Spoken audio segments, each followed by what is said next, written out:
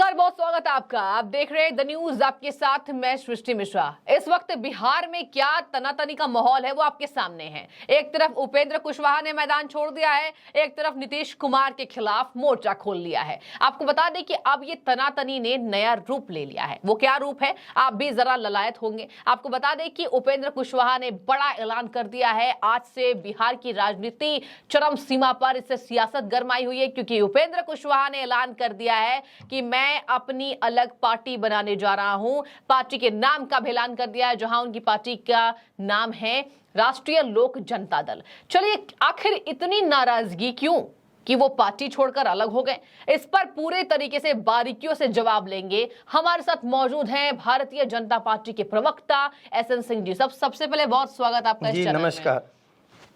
बिहार में काबा हमेशा ही ये कहा जाता है। सर, ये बताइए, एक तरफ नीतीश कुमार, उपेंद्र कुशवाहा को सबने देखा, तनातनी का माहौल, बयानबाजी तेज, कहा जा रहा था कि पार्टी छोड़ने वाले हैं, इसलिए बगावत के सुर बोल रहे हैं और पीछे नहीं हट रहे हैं। ये बताइए सर, आज नया ऐलान हो चुका है, पार्टी बना लिया उन्होंने, सबसे पहले आपकी टिप्पणी क्या होगी इस पर?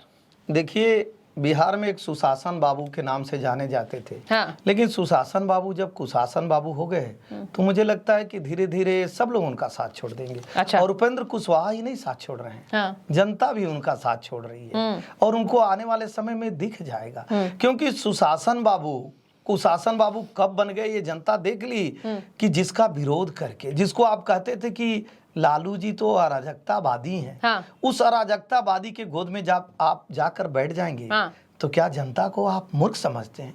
अरे भाई, बिहार की जनता पढ़ी लिखी जनता है, आप कब तक मूर्ख बनाएंगे? तो मुझे लगता है कि उपेंद्र कुशवाहा ही नहीं, आपके चैनल पे ये घोषणा करके जा रहा हूँ, आने वाले चुनाव में कुशासन बाबू जो नीतीश बाबू हैं, वहां की जनता भी पूरी तरह से उनका साथ छोड़ देगी। अच्छा, आपके हिसाब से जनता साथ छोड़ देगी, लेकिन नीतीश कुमार तो कह रही है कि जनता इस बार बदलाव देखी है जनता ने, तो इस बार जनता उनके साथ है, कह रहे हैं। अच्छा, आपने सुना होगा अभी पिछले दिनों उन्होंने जिस तरीके से एक मंच पर बोला था कि आप सब साथ हो जाएं, मतलब कांग्रेस पार्टी को उन्होंने एक तरफ से न्योता दे दिया था कि आप सब साथ हो जाएं तो भारतीय जनता पार्टी 100 से भी कम सीटों पर निपट कर रह जाएगी। क्या कहेंगे? देखिए, ये कौन कहता है? हम लोग तो उस मान्यता को मानने वाले हैं कि कर बहिया बल आपने छोड़ पर आए वास। आपके पास स्वतः का विवेक होना चाहिए, स्वतः का बल होना चाहिए, उसके बाद कोई बल कार्य करता है। क्योंकि अब नीतीश जी के पास कोई बल नहीं है, कोई बुद्धि नहीं, कोई विवेक नहीं, विवेकहीन नीतीश बाबू हो गए, इसलिए वो जगह तलाश रहे हैं। और मैं तो कहूंगा 2014 के चुनाव में नीतीश जी जोर आजमाइश कर चुके हैं, इस तरह की कुंठाघरी बातों को कह चुके हैं। हुआ क्या परिणाम हुआ?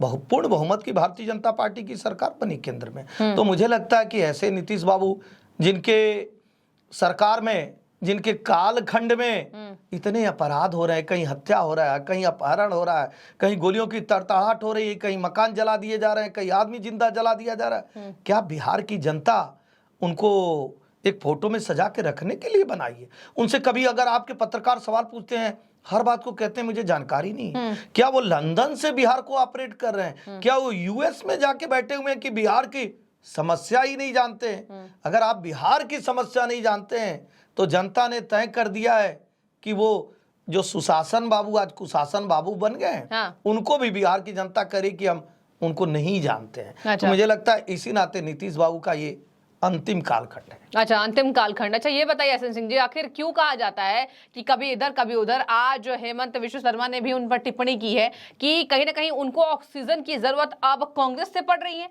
कांग्रेस का साथ तो उन्हें नहीं लेना चाहिए। इस पर क्या कहेंगे? देखिए, होता क्या है, आदमी जब स्वार्थी हो जाता है, हाँ, तो उसको स्वार्थ में बहुत कुछ दिखाई नहीं देता है, उसके आंखों पे बहुत मोटा चश्मा चढ़ जाता है। ठीक है। और उसमें इतना धुंधला दिखाई देता है कि वो जान नहीं पाता है कि अच्छा क्या है, बुरा क्या है, और ये भी नहीं जान पाता है कि क्या समाज के लोग हमारे बारे में सोच रहे हैं। इस नाते ऐसा लोग करते हैं क्योंकि वो लालच से भरे पड़े हैं, इस समय स्वार्थ से भरे पड़े हैं। नहीं तो आप उनके बयानों को देखिए, जिस लालू जी के खिलाफ मोर्चा खोले, जिस तेजस्वी जी को वो बच्चा कहते थे, राजनीतिक बच्चा, हाँ, आज उसको आप परिपक्व राजनीतिक कहते हैं। जिसको आप कहते थे कि जिसके नाते बिहार नर्क बन गया था और हमारे आने के बाद वो स्वर्ग बना, हाँ। उसी नर्क में ले जाकर आप बिहार को धकेल दिए।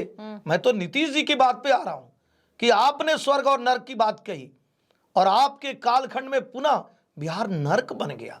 तो मुझे लगता है बिहार की जनता आपके चैनल के माध्यम से सारी चीजों को देख रही है, जान समझ रही है, और नीतीश जी को मुकम्मल जवाब मिलेगा, जनता ही उनका साथ छोड़ देगी। अच्छा एसएन सिंह जी, उन्होंने कहा है उपेंद्र कुशवाहा ने कि मैंने बहुत कोशिश की कि तालमेल बैठ जाए लेकिन नहीं बैठ पाया, और कहा है कि अंत भला तो सब भला एक कथन है, लेकिन अंत नहीं भला तो कुछ नहीं भला। इस पर आप क्या इशारे समझ रहे हैं कि नीतीश कुमार को समझाना है कि जरूरत पड़ी लेकिन वो समझे नहीं, अडिग बने रहे, हठी बने रहे, क्या कहेंगे? देखिए, हम ही नहीं कह रहे हैं। हाँ। आप बिहार के बहुत सारे लोगों से पूछेंगे तो नीतीश जी के बारे में कहेंगे कि नीतीश जी अहंकारी व्यक्ति हैं। अच्छा।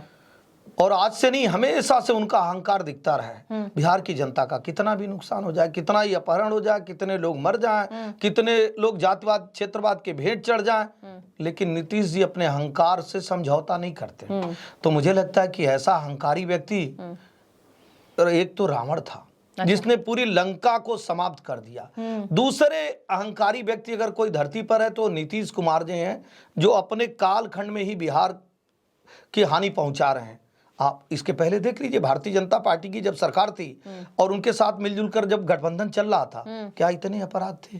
क्या मैं झूठी बात आपके चैनल पे कह रहा हूं? लेकिन जब भारतीय जनता पार्टी से आप रिश्ता नाता तोड़ लेते हैं तो कहा जाता है संगत से गुड़ होते हैं, संगत से गुड़ जा, और ऐसे लोगों के संगत में चले जाते हैं जो स्वयं अपराधी हैं, तब से अपराध बढ़ जाता है। तो अगर ऐसे कार्य आप करेंगे और अपने अभिमान को कम नहीं करेंगे, दूसरे का मान नहीं करेंगे, तो निश्चित तौर पे आपके सहयोगी आपका साथ छोड़ के जाएंगे। पहले भी इनके बहुत सारे सहयोगी साथ छोड़ के गए। अच्छा। और चुनाव आने दीजिए, आप देखिए, मुझे लगता है कि इनको तो लाले पड़ जाएंगे, इनकी पार्टी में लोग मिलेंगे ही नहीं, क्योंकि नेताओं को तो राजनीति करनी है। अगर वो जान रहे हैं कि किसी की नाव डूब रही है तो सूखते पेड़ और डूबती नाव से सभी लोग किनारा कर लेते हैं। तो मुझे लगता है कि नीतीश जी की नाव डूब रही है। अच्छा। और ऐसे नाव से आप देखिए, उनके खुद के जो सांसद हैं, जो विधायक हैं, वो भी टूट के दूसरे दलों में चले जाएंगे। अच्छा, अब मतलब आपके हिसाब से और भी जितने विधायक हैं वो जा सकते हैं, बहुत बड़ी टूट होने जा रही है नीतीश जी की पार्टी में, बहुत बड़ी टूट। अच्छा। आप कोट कर लीजिए इसको चला दीजिए, बता दीजिए, क्योंकि बहुत सारे ऐसे लोग हैं जो विष दंत झेल के रह रहे हैं। अच्छा। समय का इंतजार कर रहे हैं और वो समय अब बहुत नजदीक है। मुझे लगता है लोकसभा चुनाव के पहले ही नीतीश जी को ये झटका मिलने वाला है। अच्छा एसएन सिंह जी, उपेंद्र कुशवाहा ने एक और बड़ी बात कह दी है, कंपैरेटिवली अगर मैं कंपेयर कहूं तो लालू यादव से कर दी है। कहा कि पहले लालू यादव ठीक काम कर रहे थे, आते आते राजनीति में ऐसे घुसे कि उन्होंने घोटाला किया। नीतीश कुमार उनके ही छाप पर चल रहे हैं, पहले ठीक थे, एक तारीफ भी करी है कि पहले अच्छा काम कर रहे थे लेकिन अंत में वो बिगड़ गए, क्या कहेंगे? देखिए, उन्होंने इसलिए कहा क्योंकि भारतीय जनता पार्टी के साथ जब थे तो हम मर्यादा में कार्य करने की बात करते हैं, और जो हमारे सहयोगी रहते हैं उनसे भी हम कहते हैं कि आप मर्यादा में कार्य करिए, आप विकास के कार्य करिए, आप राष्ट्रवाद को आगे बढ़ाइए, विकासवाद को आगे बढ़ाइए, आप इस तरह की राजनीति, अराजकतावाद वाली राजनीति मत करिए। इस नाते नीतीश जी जब तक भारतीय जनता पार्टी के साथ थे वहां विकास के कार्य हुए। अच्छा। लेकिन जब भारतीय जनता पार्टी का साथ छोड़ दिए तो विकास के कार्य भी छोड़ दिए।